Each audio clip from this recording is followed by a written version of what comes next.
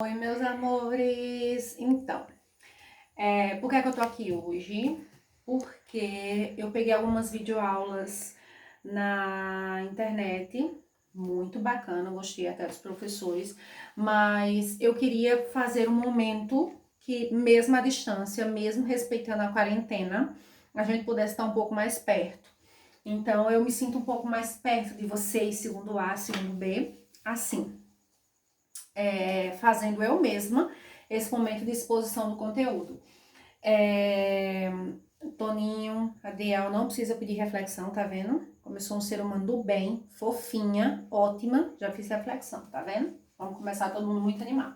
Nossa metamorfose hoje, nosso processo de saída do casulo é aprender sobre texto narrativo.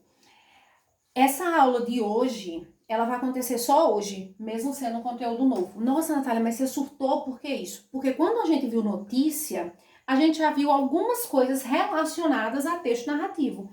Então não existe a necessidade da gente ficar tanto tempo enrolando em texto narrativo, se você já tem uma boa base para isso, ok? Então vamos lá. O texto narrativo é a historinha. Nossa, Natália, como assim? Que infantil. Eu sei, gente, eu falei de uma forma infantil, mas o texto narrativo, ele é um gênero, a narração é um gênero. Dentro de texto narrativo você vai encontrar diversos tipos, na verdade, o texto narrativo é uma tipologia, e dentro desse tipo tu encontra vários gêneros, tipo crônica, conto, fábula e etc. E a gente já viu alguns até, né? E aí, vejam só, a notícia, e aí contar. Narrar significa contar. Por exemplo, são consideradas narrativas as histórias que a gente cresce ouvindo. Os contos de fadas são todas narrativas, ok? A diferença é que a maioria era narrativa oral, do folclore popular, e que hoje estão registradas, hoje elas estão devidamente escritas, mas que elas tornaram-se famosas oralmente. Então, vejam só. O texto narrativo é basicamente isso, é contar uma história, é você contar um acontecimento. E aí eu vou dando uns exemplos basicões aqui para vocês, de uma forma que vocês consigam entender direitinho. Lembrando, dúvidas pertinentes ao conteúdo no grupo de WhatsApp. Eu vou tirar lá o bagulhinho de só administrador poder falar, para que todo mundo possa tirar as dúvidas. Lembrando, falou leseira, eu volto o bagulho de novo. A gente vai focar só no conteúdo. O texto narrativo, ele tem alguns elementos que são essenciais para que o texto ele seja considerado narrativo. O primeiro é o narrador. E isso vocês já viram lá na notícia. O narrador, ele pode ser em primeira pessoa ou em terceira pessoa. Natália, mas como é que eu percebo isso? Através dos verbos. Quando os verbos, eles estão em primeira pessoa, significa que o narrador é em primeira pessoa. Quando os verbos estão em terceira pessoa, significa que o narrador é em terceira pessoa. Só que o narrador em primeira pessoa, ele tem uma parada muito louca, que é o seguinte. Existe o chamado narrador observador, que é em terceira pessoa.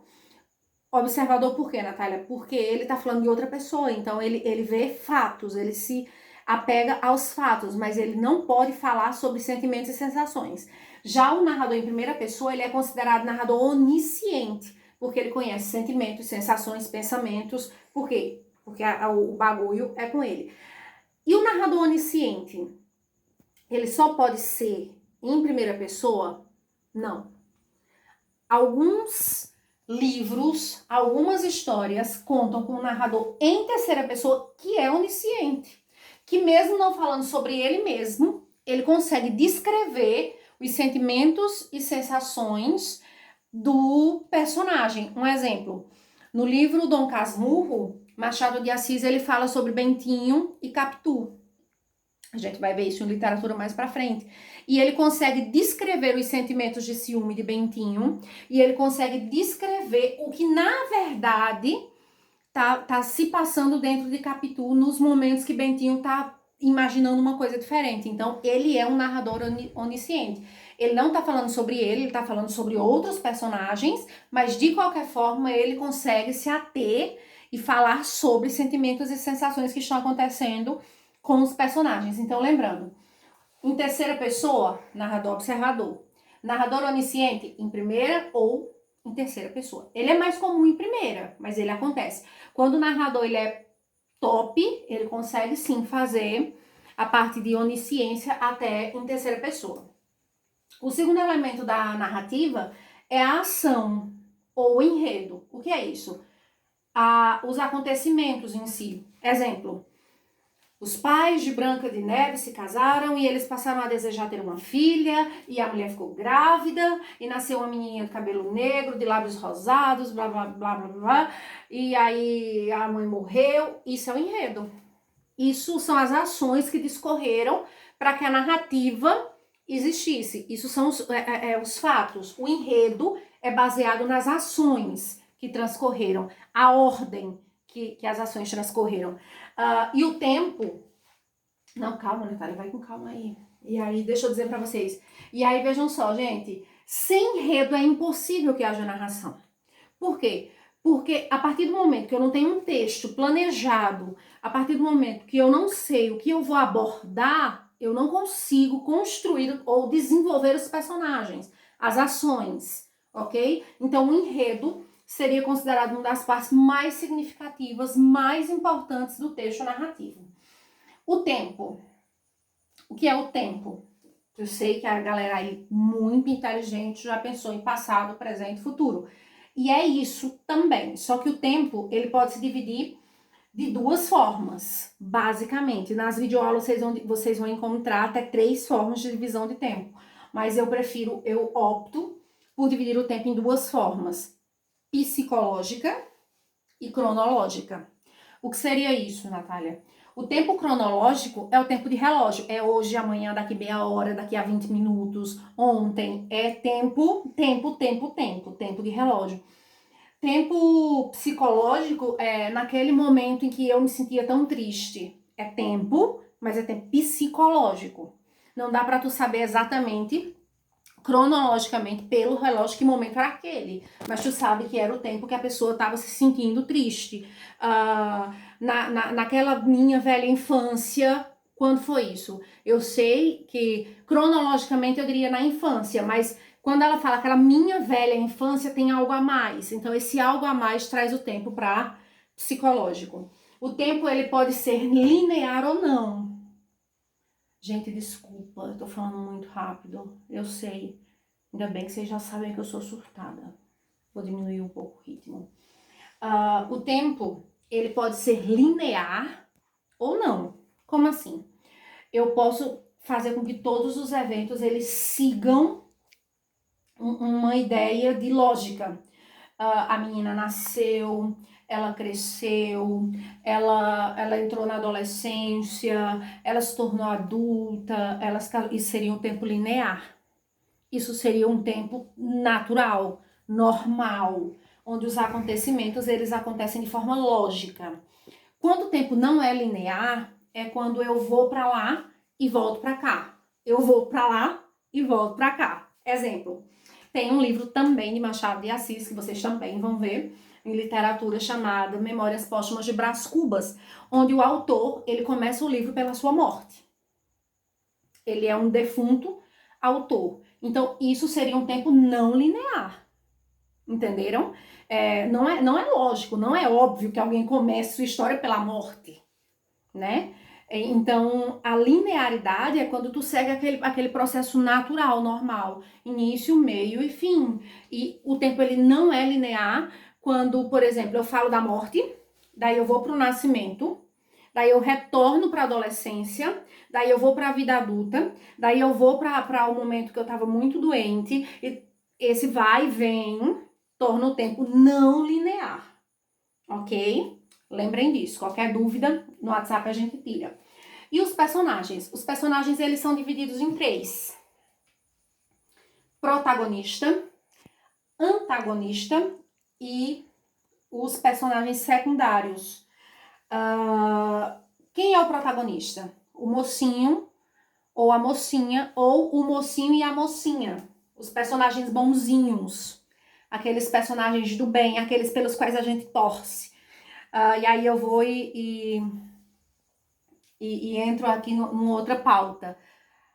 Algumas pessoas, eu ouvi esses dias uma pessoa comentando assim, eu não vou assistir a série Lúcifer, porque eu não vou torcer pro capeta.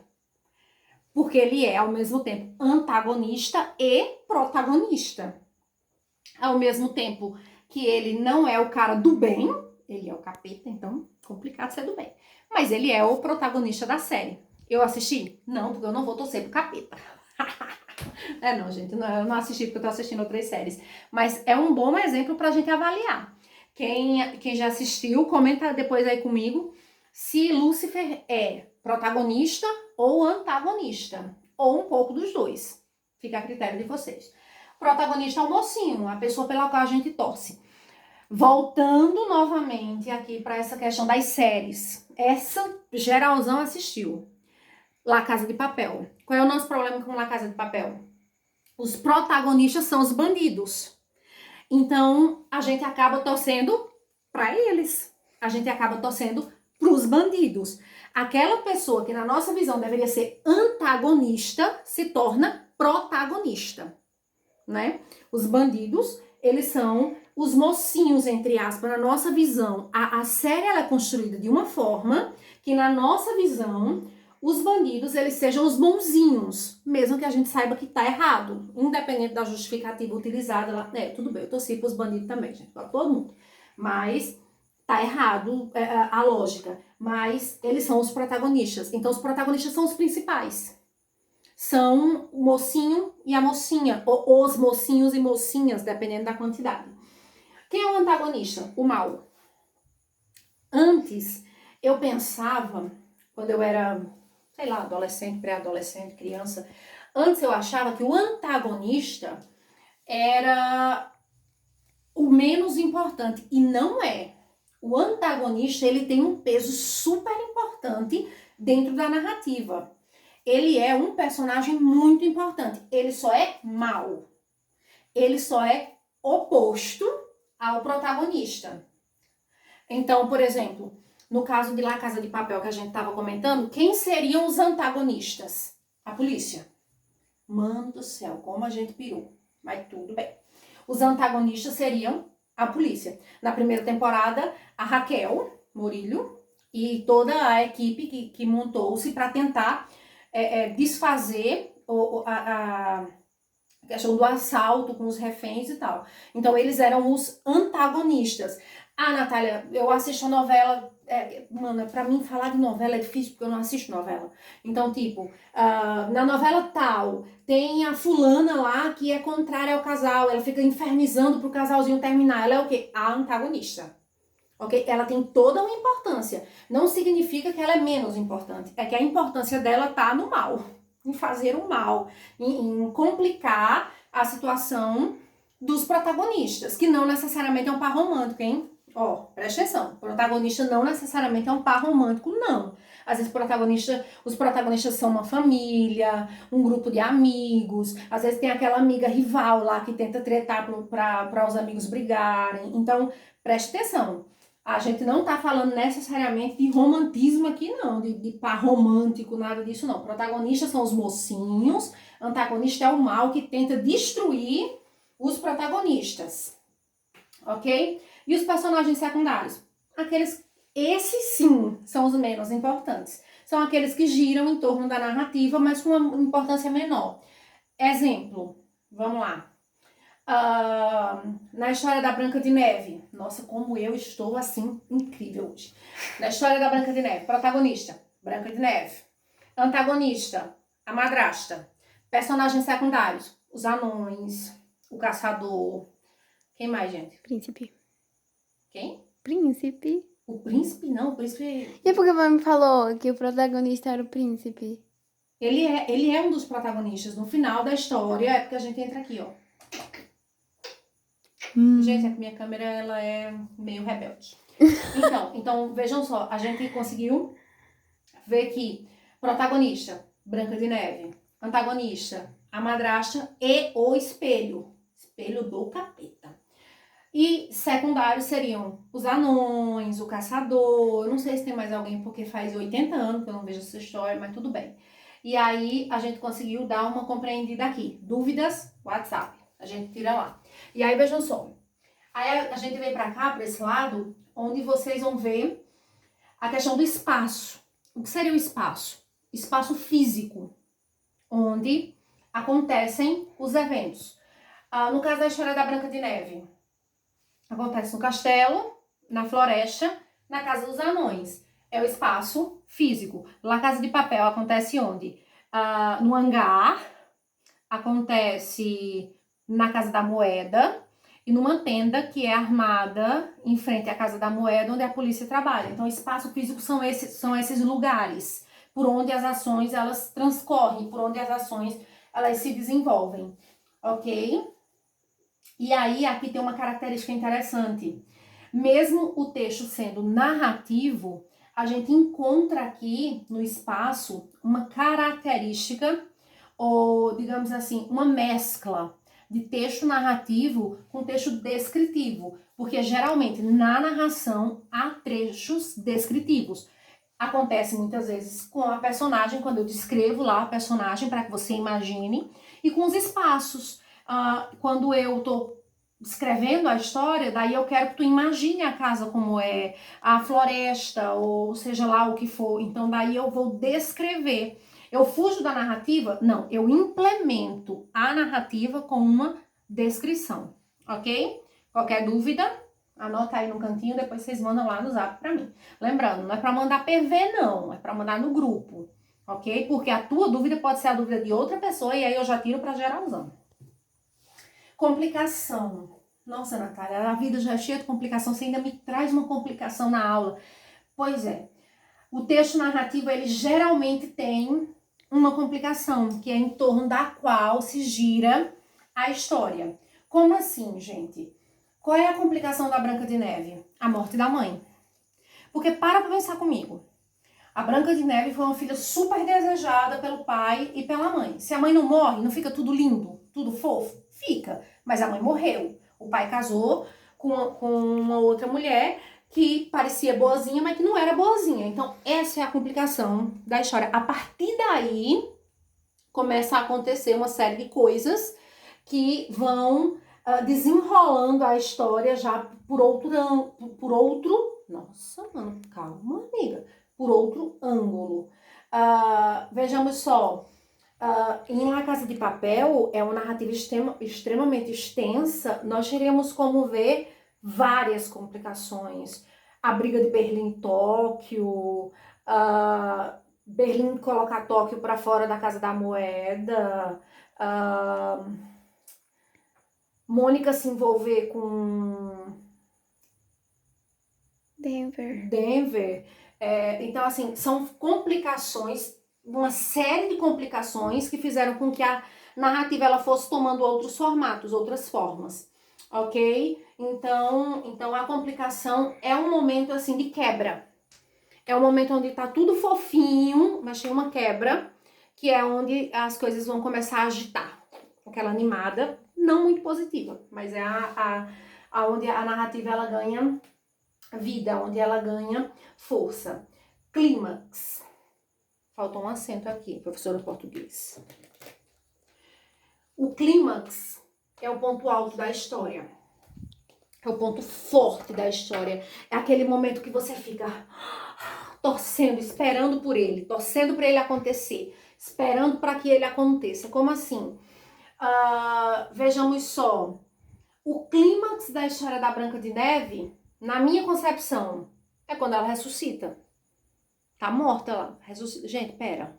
Até hoje eu não engulo essa de que ela tava morta e ressuscitou. E tava engasgada com um pedaço de maçã e ficou... Engasgada com um pedaço de maçã? É. Não é envenenada não, mãe? Não, é engasgada. Sem sujeira. Mano, sério. Mãe, no seu tempo era meio esquisita as coisas. Mano, tem uma versão da história da Branca de Neve que fala que, na verdade, ela tava engasgada sem respirar com um pedaço da maçã preso na garganta. Então ela não tava morta. Mano, pera. Como ela ficou sem respirar tanto tempo? Então, o príncipe não deu um beijo, ele fez uma respiração boca a boca. Não, ele enfiou a mão assim na garganta e saiu. E como essa desgraça não morreu... Pera, gente. Volta. Então, o clímax seria esse. Qual seria o clímax em La Casa de Papel? Gente, como eu já disse a vocês, são várias temporadas. Eu descreveria como um dos clímax a volta de Tóquio para Casa da Moeda. O momento que ela consegue entrar novamente na Casa da Moeda. A narrativa, ela ganha uma força. Ela fica, assim, muito emocionante. Na hora que ela vai na moto e você diz assim, ela vai ou ela não vai conseguir entrar, né? Então, ganha-se uma força. O momento em que o professor tá lá com o ex-marido da inspetora Morillo e você fica sem saber se ele vai conseguir ocultar as provas ou não. Tudo isso são pontos altos. Natália, então você quer dizer que uma narrativa pode ter mais de um clímax? Sim. Se a narrativa for boa, ela vai fazer isso com você. Ela vai fazer teu coração subir para a boca várias vezes e deixar você na expectativa sobre o que vai acontecer. Desfecho. É o final, é como as coisas acontecem no final, como as coisas acabam. Por exemplo, no caso da Branca de Neve, acaba com ela casando com um príncipe e vivendo feliz para sempre. Adoro isso, porque a gente não sabe o que acontece, né? E no caso de La Casa de Papel, eu vou falar só sobre as... Então ela morreu feliz. Então eu vou falar só sobre a segunda temporada, que é quando eles conseguem pegar a grana e sair da Casa da Moeda. Esse é o desfecho. Qual é o desfecho, Natália? O final. Como as coisas acabam. Natália, precisa ser fofo? Não. Precisa ser bonitinho? Não. Tem que ser triste? Não. O desfecho é o final. É o final que o autor decidiu dar para a história. Pode ser positivo, pode ser negativo. Muitas vezes a gente lê o livro inteiro e no final você acha o final. Adorei, eu sou maravilhosa. E no final você acha terrível aquele desfecho que o autor deu. Que merda, velho. Eu li o livro de 500 páginas para no final acontecer isso. Foi o desfecho que o autor achou mais interessante pro livro dele. Às vezes você lê um livro e no desfecho você fica encantada, maravilhada. Você passa dias pensando naquilo. Hashtag eu que sou leitora, né? Adoro. E aí, vejam só, gente. Eu quero dar só mais uma focadinha aqui em tudo isso. Porque, voltando a dizer, essa é a única aula que a gente vai trabalhar esse conteúdo. Na próxima segunda, a gente não volta para aqui. Na próxima segunda, a gente não volta para aqui. Na próxima segunda, a gente vai trabalhar outros conteúdos, ok? Já tá no gatilho. Então, o texto narrativo, ele tem foco no narrador, que pode ser em primeira ou em terceira pessoa, narrador observador, narrador onisciente. A ação, que é a mesma coisa que enredo, é o desenrolar dos fatos, né? A forma como os fatos acontecem. O tempo, ele pode ser psicológico ou cronológico. Psicológico é aquele que tá aqui. Cronológico é o de relógio. Ontem, meia hora, um dia, 3 dias. Os personagens, eles podem ser protagonista, antagonista ou secundários. Protagonista, os bonzinhos. Antagonista, os contrários aos bonzinhos. E secundário são os personagens que aparecem menos ou que têm menor importância. Espaço, lugar onde as coisas acontecem. Lembrando que aqui, geralmente, e aqui também, eu tenho geralmente trechos de descrição, ok? O texto não deixa de ser narrativo. Ele só é um texto narrativo com trechos descritivos. A complicação é o quê? Algo que traz uma ênfase para um evento especial na trama, no enredo. Alguma coisa que acontece que traz uma quebra para fofurice da história, digamos assim. O clímax, o ponto alto, o ponto que a gente espera, que é a saída do Daniel do Big Brother. Foi o clímax. Tcharam, todo mundo queria, né? Então, pois é, isso é o clímax, aquele momento que todo mundo espera que aconteça. E o desfecho é o final. É quando o autor, enfim, ele compreende que ele já fez os seus personagens percorrerem todas as ações que ele escreveu, e aí ele traz o desfecho. Lembrando, pode ser positivo, pode ser negativo, mas tem que ser um final. Natália, mas eu já li livro que não tinha final. Isso também acontece. Geralmente isso acontece em trilogia, isso acontece em livros que contêm mais de uma edição.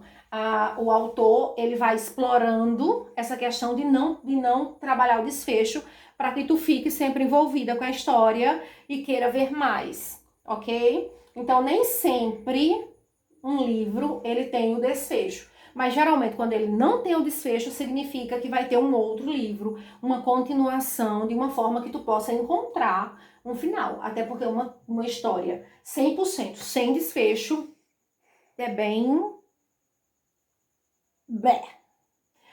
Gente, espero que vocês tenham entendido. Eu vou deixar outros links aqui para vocês verem outras videoaulas. Acho que são 2 videoaulas que eu separei de uns professores bem legais. E aí vocês vão depois para a atividade. As dúvidas no WhatsApp, no grupo lá de português do 2º ano, ok? Vamos nos ater simplesmente ao conteúdo. Lembrando que todas as dúvidas relacionadas a esse conteúdo, elas precisam ser tiradas hoje, ok? Então não tenham vergonha de perguntar. Perguntem sim, mas vamos deixar de perder tempo com bobagem e vamos focar aqui, ok? Então, agora vocês vão lá para as outras videoaulas e eu já espero vocês lá no grupo de WhatsApp.